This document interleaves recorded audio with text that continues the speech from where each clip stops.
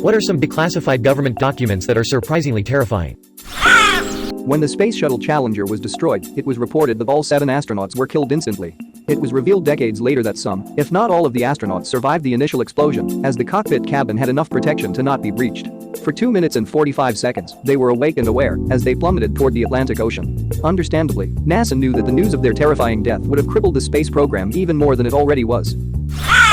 We looked at this in flight school and pretty much, there's evidence to support that the crew was still running their procedures, even after it was obvious shit hit the fan. They didn't die accepting their fate, they died astronauts. That's something to be admired, IMO.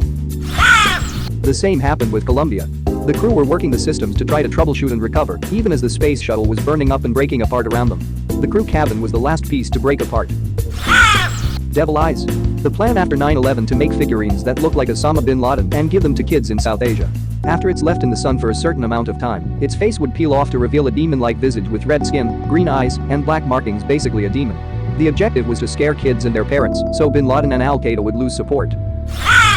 I grew up 2 miles from the LOOW, Lake Ontario Ordnance Works site, and my dad grew up on 89th Street in Niagara Falls in the 40s. He says that he remembers sitting on the train tracks as a kid watching the Hooker chemical trucks bring in 55-gallon drums to the Love Canal. That whole area was contaminated with all sorts of nasty stuff. So what did they do? They bulldozed it over and built houses on it, of course. Then in the 70s, when people were noticing toxic sludge in their basements, kids' feet were being literally burned by the high levels of phosphorus in the ground, and people were getting sick, they acted like they knew nothing. Eventually people sued and the whole area was evacuated. They tried to clean it up, but they basically put tons of dirt and clay over the area as a cap, and it's all fenced off. You can see it when you drive east on the Niagara Falls Expressway to Towanda. For the Lewiston Storage Site, also known as the NFSS Niagara Falls Storage Site, I've read documents where they had hazardous storage barrels sitting exposed to the elements, with seepage and all that. Again, they've covered everything with clay to stop it, but it's already in the ground. The bad thing is that there's a large elementary and high school, Lewiston Porter, about 2 miles from the site, which is actually on property that used to be part of the site, but was never used and was sold to the county. Needless to say, the cancer rate among long-term staff and teachers is higher than average. I'm glad to have finally moved away. So I research Cold War science, notably nuclear weapons, for a living. So it's hard to find documents that make me a little sick to my stomach. The absolute worst, though, are the ones in which US generals ran through nuclear war plans and their consequences. Here are a bunch of serious, patriotic, hard-working people, all of whom believe in the ideals of the country and all that, and they're having conversations about killing of hundreds of millions of people, nearly all of them civilians, because they believe that this was the only way to keep the same thing from happening to American civilians. Every once in a while there is someone who says, in essence, what the fuck are we doing? It's rare, but it happened. And that is both kind of refreshing and kind of terrible in its own light. Like, if they never asked that, it'd be creepy, but you'd be able to say, well, they really just never saw it as a problem.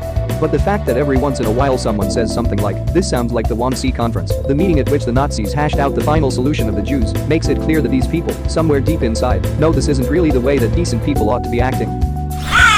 Here's an account from a war planner at a meeting in 1960. The meeting took place near mid-December 1960 at Strategic Air Command, SAC, headquarters of Offutt Air Force Base near Omaha, Nebraska, attended by Secretary Gates, Deputy Secretary Jim Douglas, myself, the Joint Chiefs of Staff, and a multitude of general officers representing every unified and specified command from all over the world. After presenting a few charts, he came to one defining the first wave of attacks to reach the Soviet Union. As I recall, these came from carrier-based fighter bombers stationed near Okinawa. Having made this disclosure, he stepped aside. Thereupon 2 airmen appeared, one from each side of the long wall lined with maps, each carrying a tall stepladder. Each airman stopped at the edge of the large map which, we now observed, showed China and the Soviet Union and probably some other nearby features on a heroic scale. Each man climbed his tall ladder at the same brisk rate, reaching the top at the same instant as his counterpart. Each reached up toward a red ribbon which, we now noticed, encircled a large roll of clear plastic. With a single motion, each untied the bow knot securing the ribbon at his end of the roll, whereupon the plastic sheet unrolled with a whoosh, flapped a bit and then dangled limply in front of the map. Each time the briefer described an attack wave, the ballet of the ladder masters would be reenacted. They would untie another pair of red ribbons, a plastic roll would come whooshing down, and Moscow would be even further obliterated beneath the little marks on those layers of plastic sheets. There were little marks in other places too, but somebody noted that a third of Soviet industrial military strength was concentrated in the greater Moscow area, hence the concentration of bombs dropped on that region. I recall that the plan called for a total of 40 megatons on Moscow, about 4,000 times more than the bomb over Hiroshima, and perhaps 20 to 30 times more than all the non-nuclear bombs dropped by the Allies in both theaters during more than 4 years of World War II. At the point in the briefing where some bombers were described flying northeast from the Mediterranean on their way to Moscow, General Power waved to the speaker, saying, "Just a minute. just a minute." He then turned in his front row chair to stare into the obscurity of uniforms and dusk stretching behind me and said, "I just hope none of you have any relatives in Albania, because they have a radar station there that is right on our flight path, and we take it out." With that, to which the response was utter silence, Power turned to the speaker and with another wave of the hand, told him to go ahead. The subsequent chart shown by the briefer displayed deaths on the vertical axis in time and hours, extending out to weeks, along the horizontal axis. He announced that there were about 175 million people in the USSR. This chart depicted the deaths from fallout alone, not from the direct effects of blast or radiation from a bomb going off, just from fallout subsequent to the attacks, when radioactive dust propelled to high altitudes by the initial blast begins to fall back to Earth. The curve of deaths, rising as time went by, leveled off at about 100 million, showing that more than half the population of the Soviet Union would be killed from radioactive fallout alone. The briefing was soon concluded, to be followed by an identical one covering the attack on China, given by a different speaker. Eventually, he too arrived at a chart showing deaths from fallout alone. "There are about 600 million Chinese in China," he said. His chart went up to half that number, 300 million, on the vertical axis. It showed the deaths from fallout as time passed after the attack leveled out at that number, 300 million, half the population of China. A voice out of the gloom from somewhere behind me interrupted, saying, "May I ask a question?" General Power turned again in his front row seat, stared into the darkness and said, "Yeah, what is it?" in a tone not likely to encourage the timid. "What if this isn't China's war?" the voice asked. "What if this is just a war with the Soviets? Can you change the plan?" "Well, yeah," said General Power resignedly, "we can, but I hope nobody thinks of it, because it would really screw up the plan." That exchange did it. Already oppressed by the briefings up to that point, I shrank within, horrified. I thought of the 1C conference in January 1942, when an assemblage of German bureaucrats swiftly agreed on a program to exterminate every last Jew they could find anywhere in Europe, using methods of mass extermination more technologically efficient than the vans filled with exhaust gases, the mass shootings, or incineration in barns and synagogues used until then. I felt as if I were witnessing a comparable descent into the deep heart of darkness, a twilight underworld governed by disciplined, meticulous and energetically mindless crowding, aimed at wiping out half the people living on nearly 1/3 of the Earth's surface. Those feelings have not entirely abated, even though more than 40 years have passed since that dark moment. Other than that, this was never classified, but reading the official US guidance for how to dispose of millions of corpses in the event of a nuclear attack is pretty chilling. To plan and organize for the disposal of the bodies of millions of civilians killed in an enemy nuclear attack is a grim business, even for those trained and accustomed to the work of mortuaries. The individual care we traditionally bestow on our deceased will not be physically possible when the dead must be counted in the thousands. However, FCDA, with the assistance of its Religious Advisory Committee, is planning for suitable memorial services for the dead in areas devastated by enemy attack. Final legal identification by personal recognition will not be possible because of the large number of dead, wide dispersal of the population after a disaster, and lack of necessary space, time, and labor. 10,000 unidentified bodies would require over 5.5 acres of space, 250,000 square feet, for adequate display. A person would walk 5 miles between the rows of bodies before all were seen, and for each 25,000 identifiable bodies, probably 10,000 would be unrecognizable because of disfigurement by injury or fire. Mortuary and burial areas selected should have space to accommodate about 25% more than the maximum expected number of bodies. A method of rapid mechanical grave digging and filling will be needed for the large number of graves required. If conditions permit, mechanically dug continuous trenches offer the best solution to the burial problem. If the machines available are capable only of digging narrow trenches, bodies can be placed head to foot instead of side by side. As a part of the Army and CIA's experiments into mind control, they put electrodes into the pleasure centers of dogs' brains. Initially, they wanted hundreds of dogs. They only actually got 10, and of those only a few were implanted. The ones which were would be remote controlled by zapping them and essentially giving them a dose of dopamine when they were facing the right direction. The controllers would stop the dope zap when they wanted the dogs to stop, and then the dogs would reorient themselves until they were facing the correct direction. This meant when the controllers weren't present, the dogs who had been implanted would continually spin in circles, even in their cages, always looking for the direction that gave them that next hit. The program ran out of funding in the mid-60s, and the dogs were destroyed. Jeffrey Dahmer's full confession, a couple of hundred pages of pure madness. Necrophilia, dismemberment, skinning, lobotomy, body part preservation, cannibalism. Dahmer became pretty close to his interrogating detectives, Dennis Murphy and Patrick Kennedy, and provided a lot of detail to them. A lot of it in a pretty candid, offhand manner. Dahmer should have been prosecuted for what he did in the army. For Capshaw, it began the day he and Dahmer, an army medic, were put into a room together. The assaults began at once and, eventually, he leapt from the third-floor window to escape. I had probably been raped 8 to 10 times, I don't know. He was tying me to the bunk with motor pool rope. He took all my clothing from me. He would either beat me before he raped me or he would beat me after. His experiences with government LSD experiments led to him becoming an advocate for psychedelics. His friends formed the Merry Pranksters, who were a precursor to the hippie counterculture in the 1960s.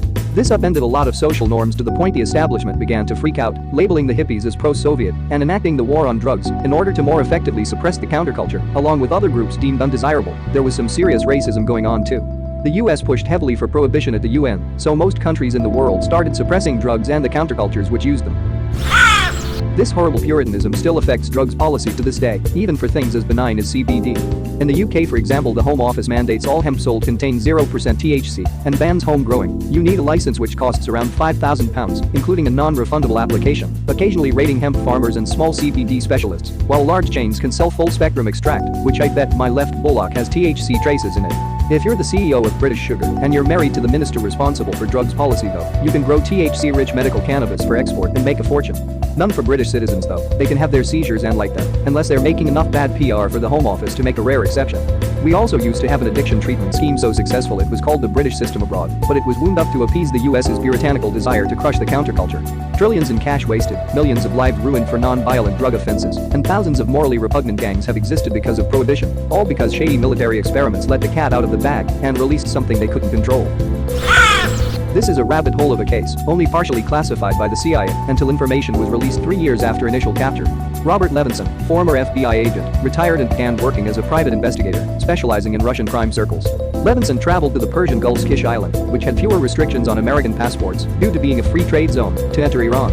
He was last seen March 9, 2007. For 3 years after his disappearance, the US government was adamant that he was not acting with the government party, only private eye work. After 3 years, it was confirmed that Levinson was acting as part of the CIA on an unauthorized mission to gather data on an Iranian regime. He has had a proof of life appearance in 2010. Levinson has 7 kids, one of which with his mom that have traveled to Iran, find their dad and husband, only to be shown plain manifestos by Iranian officials, suggesting that Levinson had left.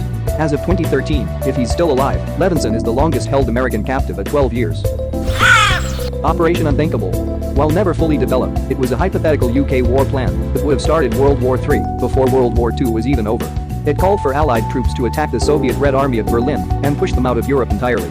Not having the manpower to fight them alone, the plan not only relied heavily on American forces, but also called for the rearmament of German soldiers who would then fight alongside the Allies. The plan didn't get much traction because public support by that point would be been close to zero, and the Americans weren't interested since they still had Japan to deal with, and a war against the Soviets would likely lead to a Soviet-Japanese alliance, among other obvious issues with the plan. Not really terrifying I suppose, but it would have fundamentally reshaped the world that we live in today had it gone ahead. Unit 731 were a group of Imperial Japanese scientists who researched biological warfare between 1935 and 1945. They were responsible for the deaths of thousands of people through direct experiments and tens of thousands more through biological weapon tests that were conducted in China. After World War II, America granted immunity to a bunch of the scientists in return for their research. Basically they were monsters who contributed to the murder of tens of thousands of people, and the US let them off scot-free in exchange for research that was paid for in blood. It's pretty fucked. Maybe the real reason for the nukes in World War II? During the final months of World War II, Japan planned to use plague as a biological weapon against San Diego, California.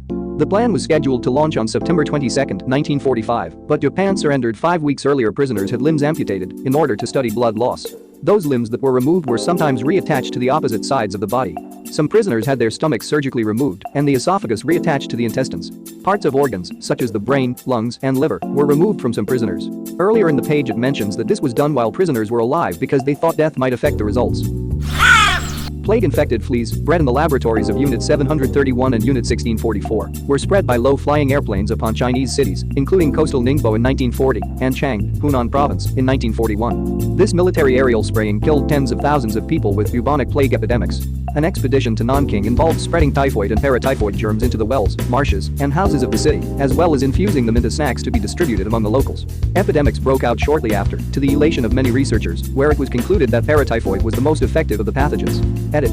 This unit is a Japanese military asset, and these experiments were performed on Chinese cities and citizens. They were a Japanese experimental group that tested various chemical, biological, and psychological weapons in people, using the most brutal methods possible. Vivisection, amputation, removing vital organs, gas chambers, spinning people in centrifuges until they died, putting people in vacuum chambers until their bodies popped from lack of pressure, bombarding people with radiation until they died. They forced men to rape women to spread syphilis to the population and test the effects on people. They also spread the Black Death in Manchuria through fleas. Raped babies into women to perform experiments on different stages of pregnancies. Burned the corpses of their victims, so no accurate number of victims exists. At least 600,000 were infected with plague. The big kicker is all the main leaders of the group were granted complete immunity from post-war tribunes by the US and US alone in exchange for the information gleaned from their vicious and brutal mad science. It's basically one of the most horrible things from the Second World War, and almost no one knows about it. And the US really wants it that way. FISA courts almost never deny requests for warrants for surveillance, and the existence of those warrants is classified. In 2005 they had 2,000 requests, denied 0. You cannot represent yourself or appeal since its existence is classified. A 2003 congressional hearing revealed that agents who made FISA applications didn't understand the concepts or probable cause and agent of a foreign power, both requirements for FISA to apply. Even when the results of that surveillance result in charges, the government has successfully maintained that they do not need to say what the surveillance application said. In 2000, the FISC found that FBI agents has lied in at least 75 applications. Those applications were not invalidated. Of course, Bush later decided to just have the NSA do surveillance without a warrant, and when the Supreme Court found him, and others, guilty of violating multiple amendments and laws, Obama signed a law pardoning them. It's not a declassified document, but a friend of mine that served in Desert Storm told me some things. Every morning during muster their group was given a small pill to take supposedly to protect them from the toxins the Iranians were releasing into the air. My friend thought it was odd, and he never swallowed his pill, just as some other members of their group did. Years go by and all of the people that he still talks to that took the pill have cancer of various types, as well as a plethora of other medical issues. The ones that did not take the pill seemingly have nothing wrong with them, other than normal effects of being middle-aged. Some crazy stuff, and often the military enlisted become guinea pigs for the government without their knowledge or consent. Thank you very much for watching. Don't forget to subscribe and like this video. Tell me what you dislike or love about this video, so please comment below and hit the bell icon so you're notified anytime a new video is released. This is a WeCrow Media production.